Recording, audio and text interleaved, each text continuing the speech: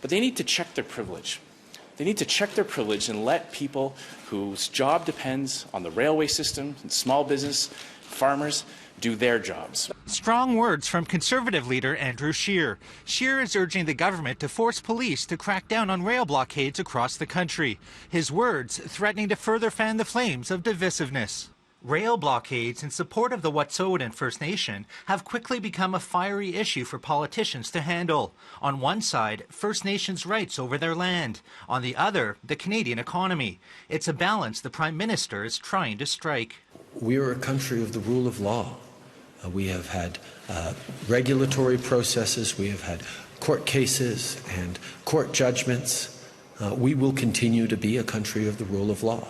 From day one, the Liberal government has made reconciliation its top priority, but these blockades are putting that promise to the test. The government is feeling increased pressure to put an end to them. It is about people's jobs and livelihoods, and about the transport of key supplies like food, propane, heating oil, and chemicals for water treatment, agricultural products for export, and so many other products. Rail blockades are in support of the Wet'suwet'en hereditary chiefs who oppose the Coastal GasLink pipeline. Professor Pam Palmater says the root of the problem lies within the government's approach when dealing with resource projects and First Nations rights. So the federal government engages in a consultation process, but doesn't give them the right to say no. The only outcome that the federal or provincial governments will allow is saying yes to a project, even if they don't want it. Concern is growing that any action by police could produce violence similar to the Oka crisis of 1990 or Ipperwash, where a First Nations man, Dudley George, was shot and killed by police.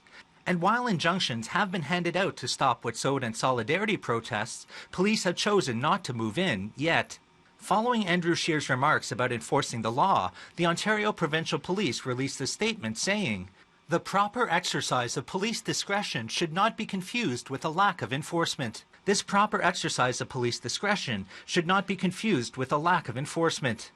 Canada's Indigenous Services Minister is expected to meet with protesters in Tyendinaga Saturday. In Ottawa, Nigel Newlove, City News.